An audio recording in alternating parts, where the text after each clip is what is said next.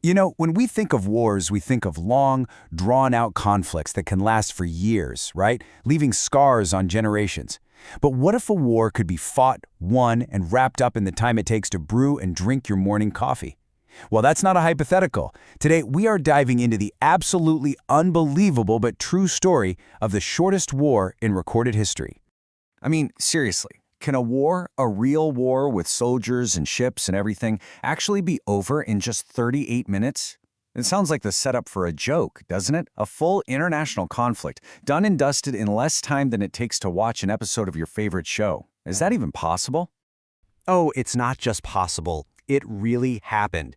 38 minutes, that's it. That's the official documented length of the Anglo-Zanzibar War of 1896. So let's get into it and figure out how on earth a war could be so unbelievably short. Okay, so to understand this, we got to go back to 1896. We're in the Sultanate of Zanzibar, which is this beautiful island nation right off the coast of East Africa. Now, the fuse for this whole thing gets lit when the Sultan, who was pretty friendly with the British, suddenly dies. This creates a power vacuum, and, well, someone decided he was just going to jump the line. And that someone was Khalid bin Bargash. He didn't waste any time. He marches into the palace, barricades the doors, and just declares himself the new sultan. Now, here's the problem. He did all of this without getting the okay from the British Empire, who had a ton of influence in the area.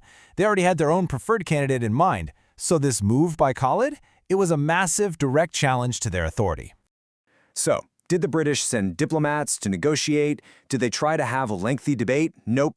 Their response was fast, it was simple, and it was incredibly serious.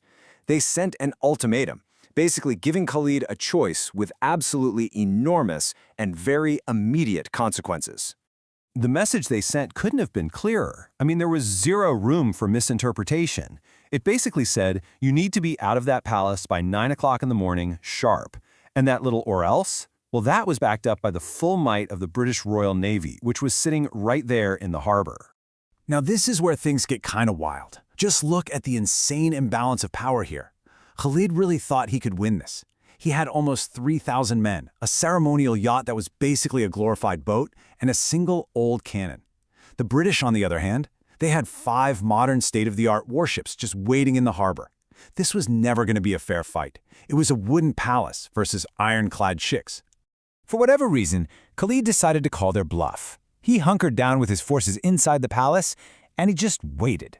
He was about to find out 2 things about the British. They were deadly serious, and they were very, very punctual. Okay, look at this timeline. It tells the whole story. At exactly 9 a.m., the deadline passes. 2 minutes later, at 9:02 a.m., the Royal Navy just opens fire. For the next 38 minutes, those warships systematically took the palace apart, piece by piece. Then, at 9:40 a.m., the Sultan's flag came down, and the guns fell silent. You know, one historian put it absolutely perfectly. He said this wasn't really a battle. It was more like a demolition project. And he's right. The wooden palace, as beautiful as it was, stood absolutely zero chance against modern naval cannons. It just crumbled. So with the palace completely in ruins and more than 500 of his men either killed or wounded, Khalid's position was, well, hopeless. His massive gamble had failed in the most spectacular way possible, leading to what is now officially the fastest surrender in military history. The end came in the form of a simple white flag, raised up over the smoke and the rubble. And just like that, only 38 minutes after the very first shell was fired, the Anglo-Zanzibar War was officially over. It was just a swift, brutal, and frankly terrifying demonstration of industrial-era military power. So, what happened next?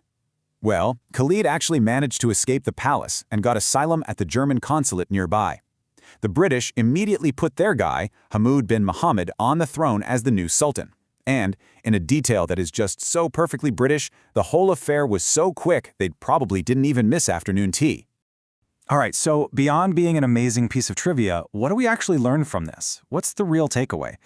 The Anglo-Zanzibar War is probably the most extreme example of what's called gunboat diplomacy. It's a really stark lesson in how a huge gap in technology can make a traditional fight completely pointless and allow a global power to get exactly what it wants in less than an hour. And that's the wild story of the 38-minute war. Now, if you think that was incredible, wait until you hear about our next explainer. We're going to cover the Battle of Pelusium, where an army famously used cats as actual shields in combat. You are not going to want to miss that one. Thanks so much for joining me.